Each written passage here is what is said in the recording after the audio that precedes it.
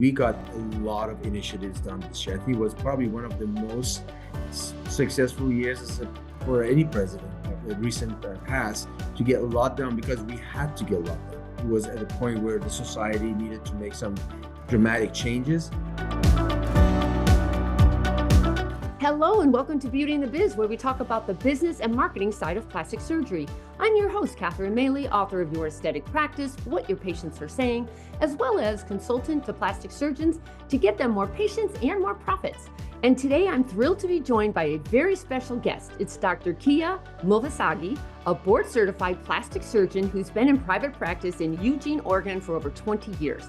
Now, Dr. Movassaghi is not only a highly respected surgeon, but he's also played a key leadership role in the industry, serving as a recent past president of the Aesthetic Society, which is a very big deal. And we're going to dive into that right now. So Dr. Movassaghi, welcome to Beauty and the Biz. It is a pleasure to finally have this conversation with you. Well, Catherine, thank you very much for this invitation. I'm looking forward to answer your questions, but I think it would be a great opportunity to share with your audience my experience, not only as a plastic surgeon, but also as a leader in the industry, where I just finished my leadership role as the president of the society, and I can share with your audience what we went through and where we're headed. Well, let's just start with that because that was a major undertaking. Just to travel alone, I feel like every time I was at a conference, you were there. And then I looked on your Instagram and you went to many more than I ever did. So, does the president of the Aesthetic Society, is your job to cross country? What's the travel like? Well, in my sort of what I call the 2 years of the president-elect and the presidency of the society, I traveled to 21 countries and 48 cities. And when you're the president of society, not only you have your presidential duties behind the scenes, but you're also the face of the society. Your name is out there, and people expect to see you. I mean, your constituents who are plastic surgeons throughout the world, they expect to see you, and if you're not there, you don't exist. So my job was to make sure that I take the message of the Aesthetic Society throughout the world, and hopefully convince our colleagues to join our forces for a bigger cause. So, what surprised you the most about the presidency, good or bad? It was actually, most of it was very good, Catherine. I would say, there's a grind to the job, that's daily grind, mental, emotional grind. But the thing that most surprised me is the position of leadership, as the president of society, is a very powerful position, and you can accomplish a lot done. You can got a lot accomplished if you put your mind into it and are able to convince your message, your vision, and share your vision with your colleagues on the board and get things done. And we got a lot of initiatives done this year. I think it was probably one of the most successful years for any president of the recent past to get a lot done because we had to get a lot done. It was at a point where the society needed to make some dramatic changes for moving to the future. Can you tell us a few of those? Tell us some of the goals you had and were you able to obtain them? Our society internally requires some changes in how we conduct our governance and how we select our future leaders. And we actually went through an 8 months process where we had a outside agency, a professional a company that came and helped us analyze our existing governance and things that we do right and things that we need to change to modernize our society and adapt to this new environment. Because to deal with all the challenges that we're going to talk about later in this podcast, to deal with all those challenges, we needed to have the best minds in the plastic surgery come to the table and take on the position of the leadership. And to do so, we need to have a kind of adjustments in how we select our future leaders based on the merits and how they perform.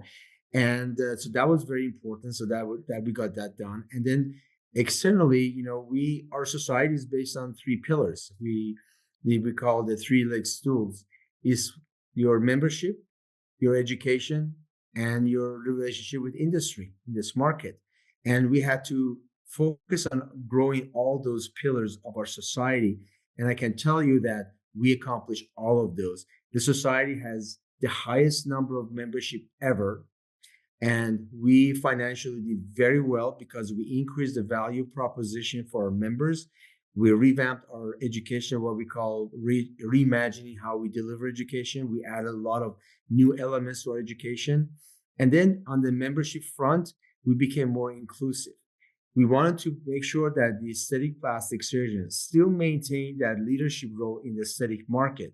But to do so, today we have to be more inclusive than we used to be because there's so many different players are in the aesthetic market. So we created a new category of membership called the Ally Pro, which stands for Allied Professionals. These are folks who are involved with the delivery of aesthetic care from your front office to your patient coordinator, to your nurses, to your injector and estheticians. And these folks don't have a home.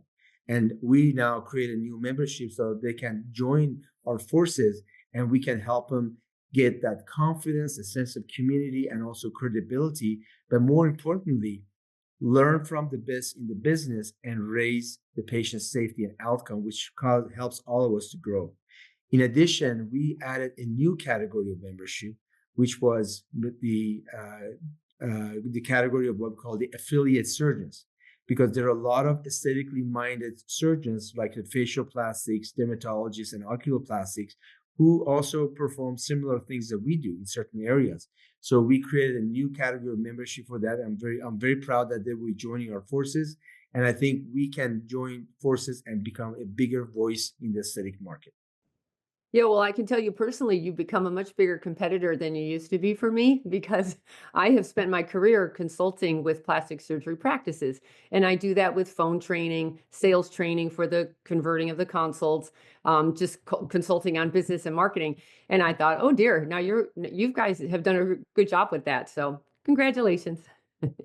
I think it's going to take all of us to, because this is a big market and it takes a lot of good quality teachers like you and us to help these folks to grow. Right. Let's hope so. So, how's the aesthetic society changed in the last 5 years, and then how do you see it changing for the foreseeable future? So the main change was that we had to recognize that the aesthetic market had changed. There was a time, probably when I joined the board, 12, 13 years ago, we were the king of the world. Hmm. We were the only player in the market. We had the best meeting in the market. Everybody came to us, industry came to us. That was it. Well, the market changed. We had this explosion of the growth of the aesthetic market in the past 5 years or so, where there are now many other players in the market. And we had to recognize that for us to be relevant in this market, we had to adapt. And to adapt, you have to become more inclusive, which I just talked about. We created these new categories of membership so that we modify the way we look at the market is we're no longer the only player, but we're going to create this pyramid where we are at the top of the pyramid, and then there are layers of members in that underneath us with that pyramid that also are part of this aesthetic market. And we adapted to that. And fortunately, also, the industry has seen our vision and they share our vision. So they're very excited to collaborate with us because we also need the industry to see our vision and advance our cause. It's just so interesting watching all the meetings that have been created since, like, you were the meeting, and I'm sure you felt that because now everyone, the vendors need to support everybody, and now the it gets fragmented and the budgets get fragmented, and it's there's nothing easy about this anymore. And they call it butts in seats. It's very expensive to get a butt in a seat in Yes. today's world when there's so much choice out there. So you guys did a great job. This last meeting, the aesthetic meet in Austin, was excellent. I loved it. My one thought was, though, this thing about fragmenting, when you try to be everything to everybody, what happens is the rooms are smaller now, or like the audience are smaller. And then people complain saying, oh, I wanted to be at your talk because I gave a talk as well. And they said, oh, I wanted to be there, but then I wanted to be at this other one.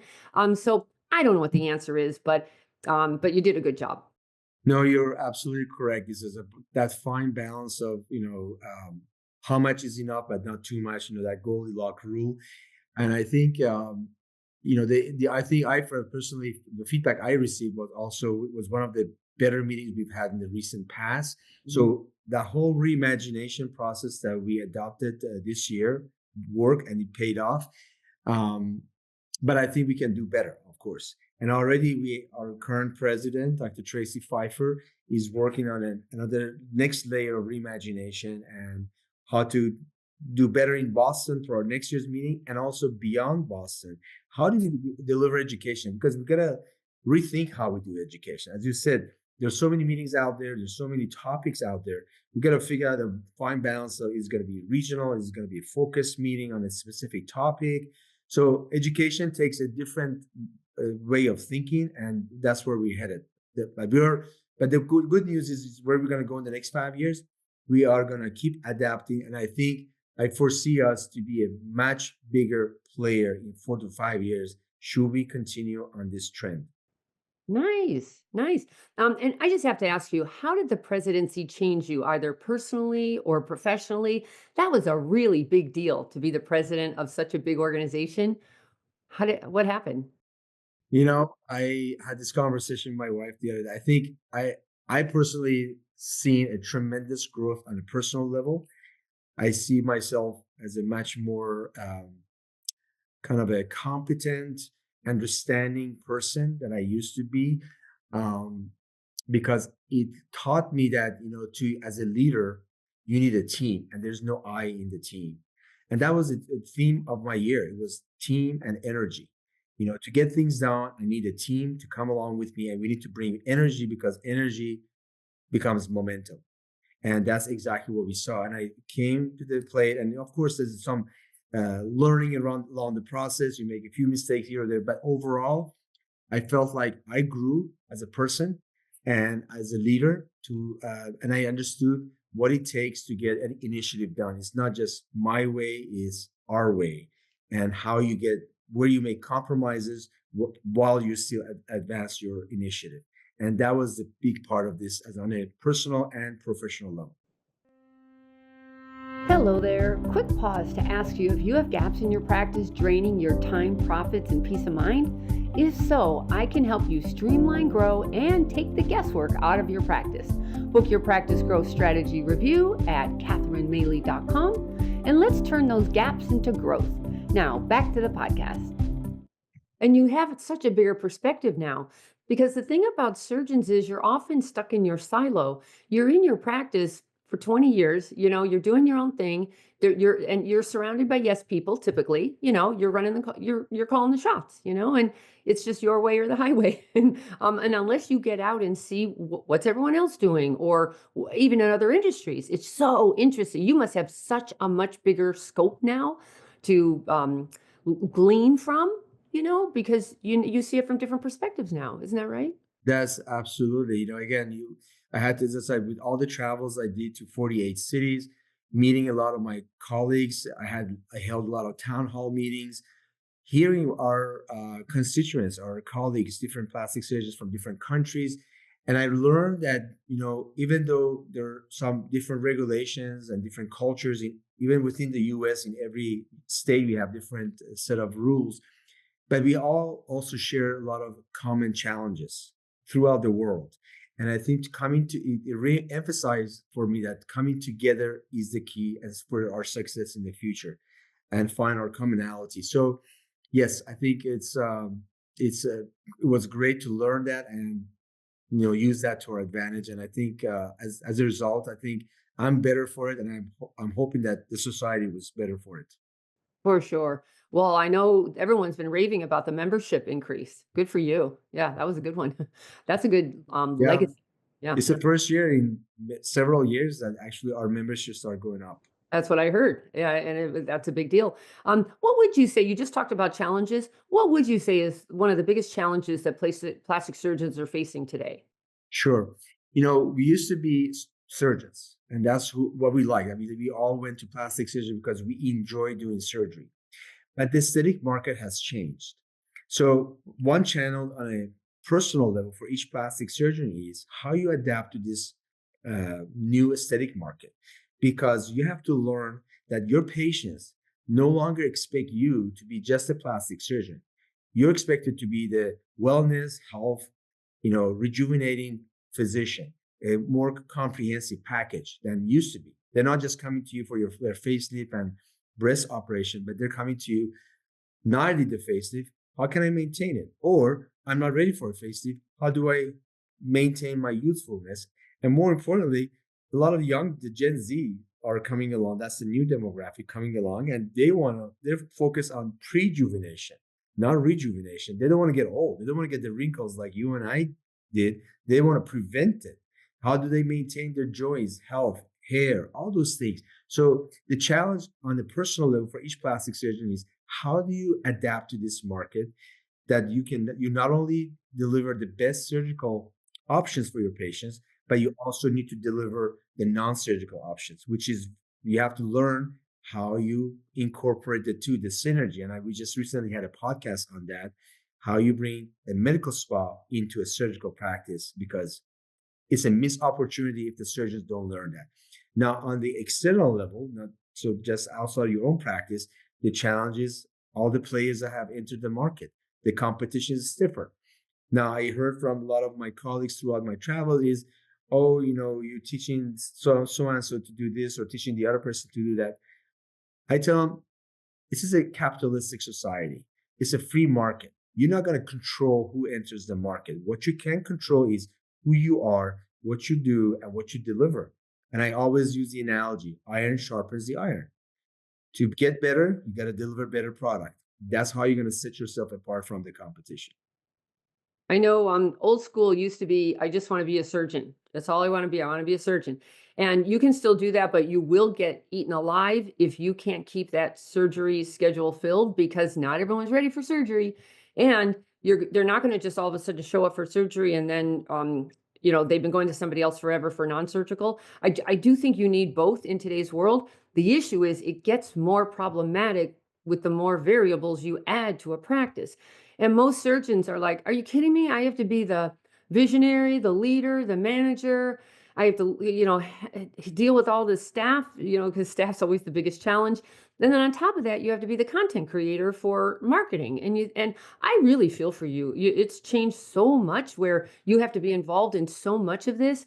I would say do you have a killer right-hand person? I really think every surgeon needs that right hand that keeps this moving operationally. What do you think about that? Absolutely. You know, the the practice is different. You have to know so much now about the business side of the practice, and unfortunately, that's not something that you learn in medical school or residency. So I advise the young surgeons for sure to consider doing a year of aesthetic plastic surgery fellowship when we have 49 spots now in the country. Mm-hmm. But in addition, for the established surgeons, you got to keep going to these courses, like the courses that you offer, Catherine, or other companies and other vendors offer. You got to learn the business side of the practice and and if you don't feel like you have that kind of a practice and you have glitches in your practice, it's okay to hire somebody, a consultant. That's what the consultants are for. You hire them to come and analyze your practice and help you develop that. Because again, you can be the best surgeon technically and intelligent surgeon, but if you don't know how to run your business, you're not going to be a successful cosmetic surgeon. To be a successful aesthetic surgeon today in this market, you got to be a good businessman and have to have a good understanding of what you're doing and what you're offering to your patients. That's what consultants are for, by the way, because you're so stuck in the weeds and it's too emotional for you and you can't see it as well as a new pair of eyes can. I can come in and completely in minutes almost see, oh, I see what's going on. And that you'll never see that on your own when you're in the middle of it.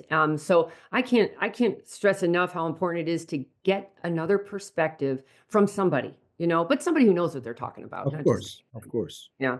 So how do you differentiate yourself as a board certified surgeon? Because I spend a lot of time trying to the coordinators are representing you, and I say you people need to understand what a board certified plastic surgeon went through to become that, and why the others are not as experienced or skilled as that board certified surgeon. Do you spend a lot of time on that in the membership in the aesthetic society? We do the best we can. I know both societies, both the ASPS and the Aesthetic Society, are big on that, but it is a challenge. Unfortunately, anybody can claim that they are plastic surgeons, Yeah. regardless of their training.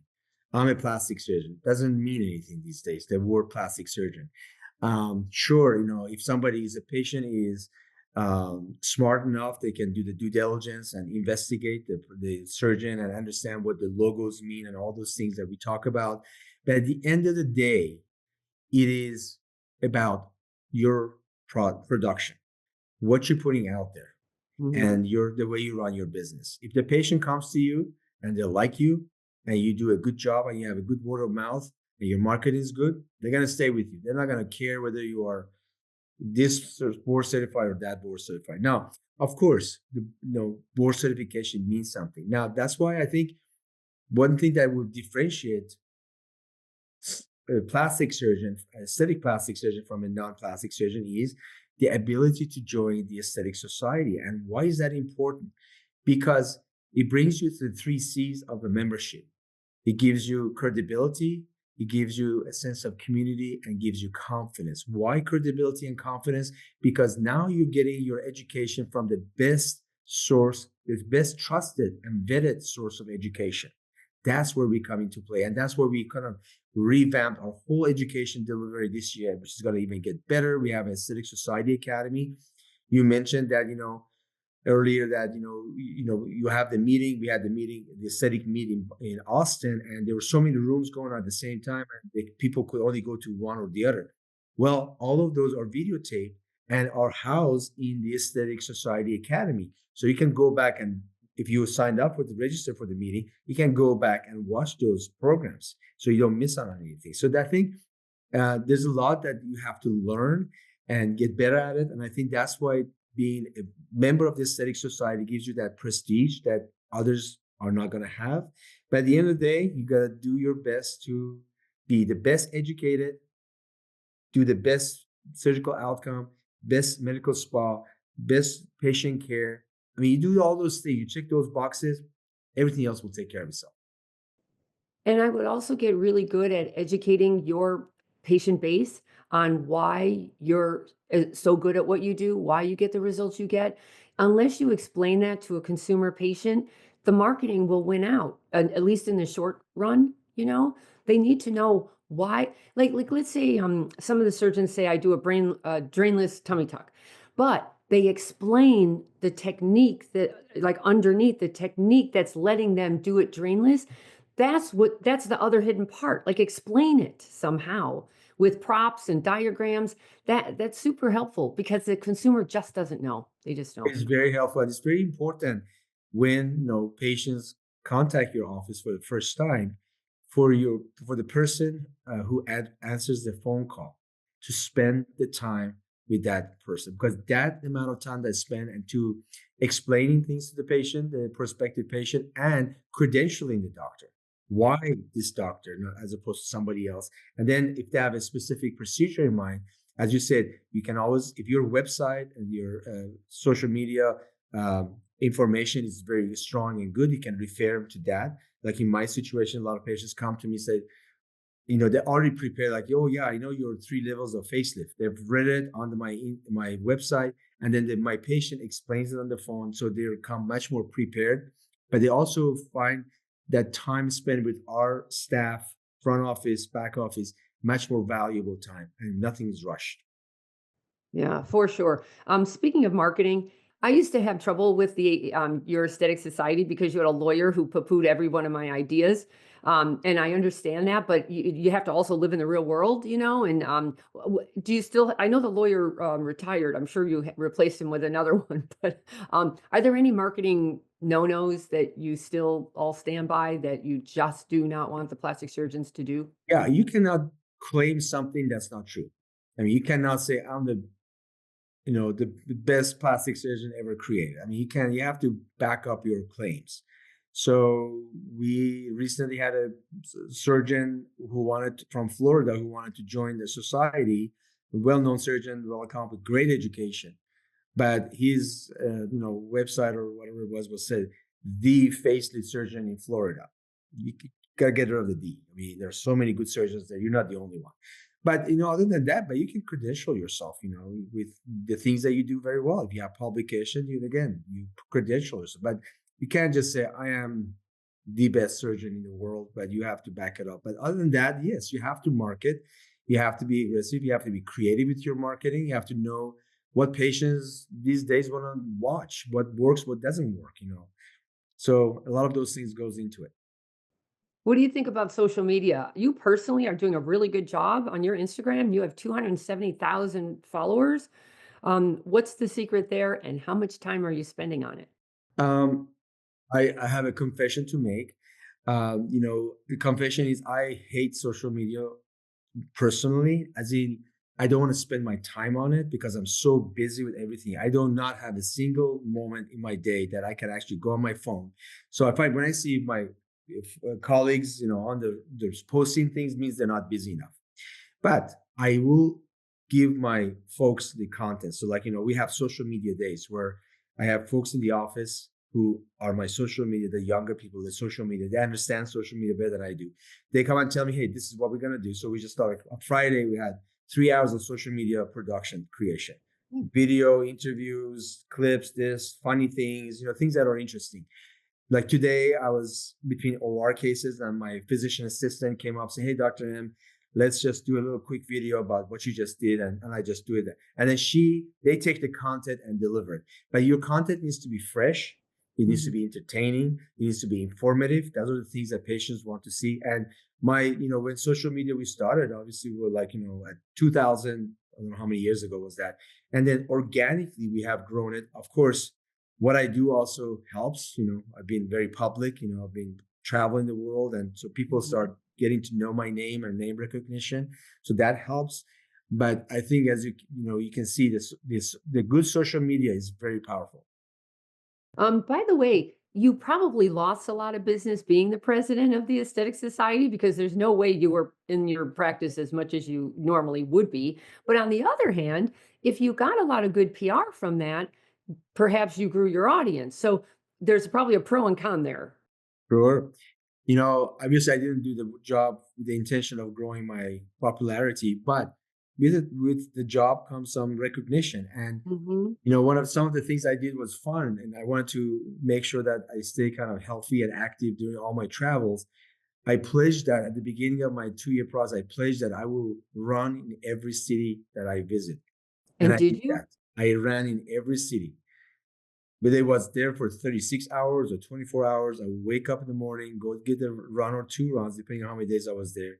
If there was water available, so I swam in Persian Gulf, I swam off coast of Mexico, Brazil, Australia, I mean, all these places I swam. So I was active and I posted. I would do the video records, and actually it was interesting because as I was traveling, and surgeons would know, and they come to me like in Kuwait, hey, we want to run with you, or Brazil, we want to run with you. So I would all of a sudden like a 4, 5, 6 of us running together. It was kind of became a kind of a cult, if you call it that. But yeah, so I think that did have an impact on my practice because I was gone so many days.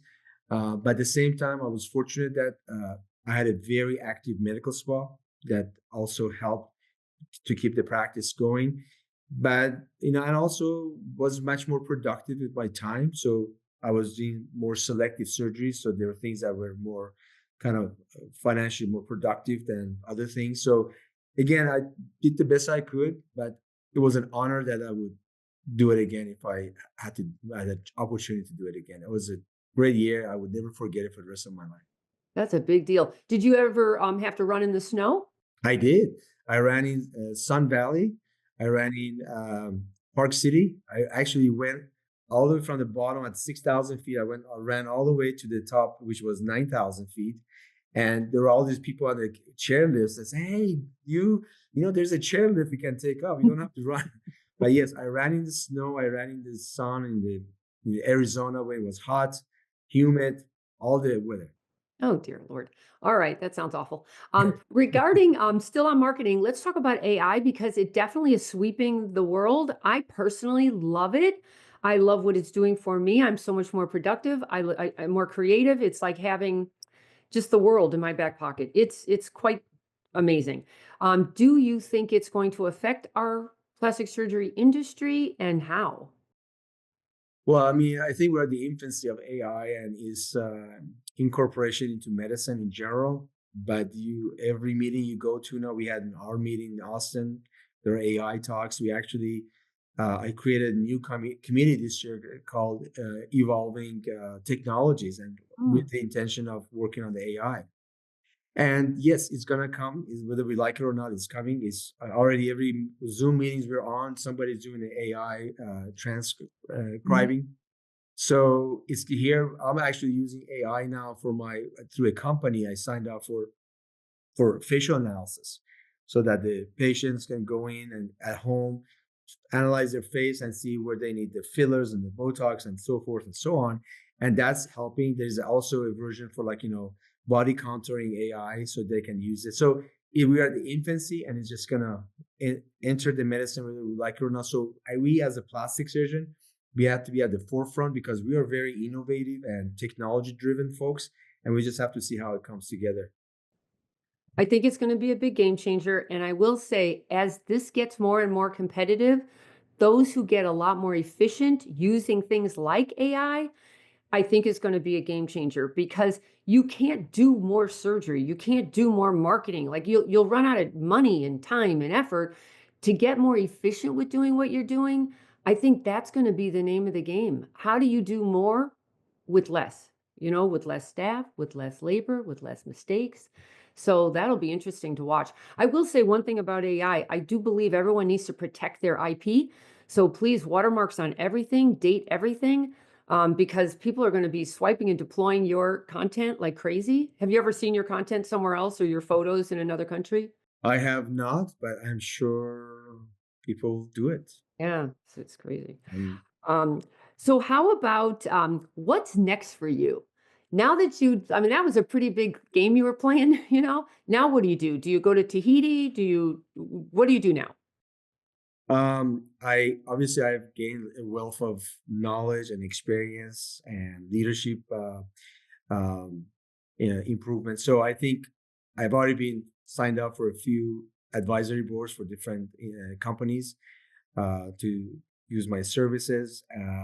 I am I've already submitted two papers for publication just this last week. I just got waiting for submission. So I'm going to be active. I just that's my personality, my DNA. If my schedule is not full, like I question people. So even my own staff knows my schedule needs to be very full. If it is full, I leave him alone. If it's not, they know I'll be bugging him. So I'm busy. I do a lot of stuff, and I also try to do a little more family time. I missed out on some of the things with my kids, my two boys. So I want to spend more time with them, with my wife, and but at the same time do things that I enjoy. I train for Ironman races, and I want to do another Ironman race in a year or so. So I'm gonna start training for that in a few months. But right now I'm just catching up my breath and kind of re energizing my tank. Can you just refresh everyone's memory who doesn't know about the Ironman? What goes into that? Yeah, so Ironman, is a triathlon, which just means you do three sports, and you start with swimming in open water, followed by biking, and then followed by running. And it depends on what distance of the triathlon you do. You swim somewhere between 2 to 3.5 miles, and then you bike somewhere from 60 to 100 miles, and then you run 13 to 26 miles. And you're not slowing down, are you? As long as my body and my brain allows me to do it, I keep pushing. I think it's just one of those things. If you don't use it, you lose it. Yeah, And I true. think it's one of the best things we can do for our bodies. I hate it when I go to a lot of these meetings and I see my colleagues are suffering physically because we do a lot of good things for our patients, but we don't do good things for our own body and ourselves.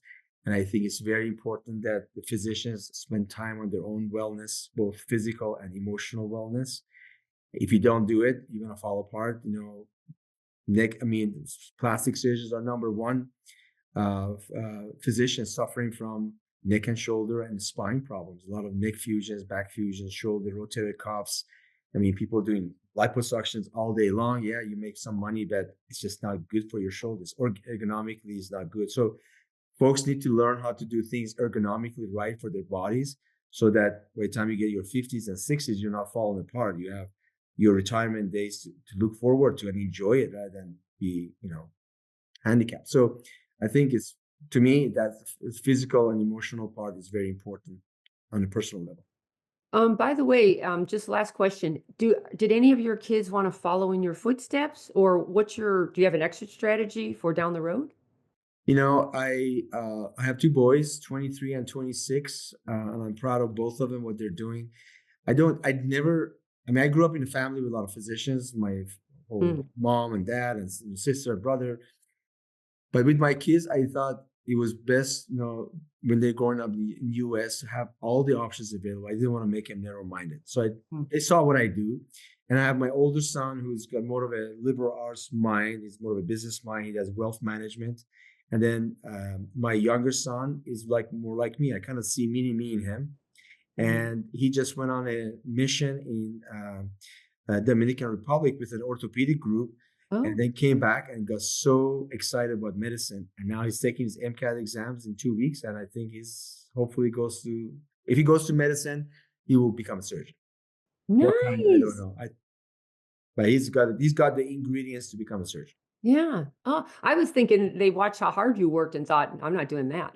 Initially, actually, my younger son initially was like, I don't want to spend my good years doing that, but just something kind of triggered his brain, and he saw what they did in Dominican Republic, how they were helping people and the surgeries, and he's like, I want to grow up with that, and he got excited. So I was glad that he took a gap here and figured it out on his own than me telling him what to do. For sure. Well, congratulations. It was just great watching you all year. You were everywhere. My goodness. And now you're back, although probably not for very long. So if anybody wanted to get a hold of you, your website is can you just spell it? So his Kiya is Kiya.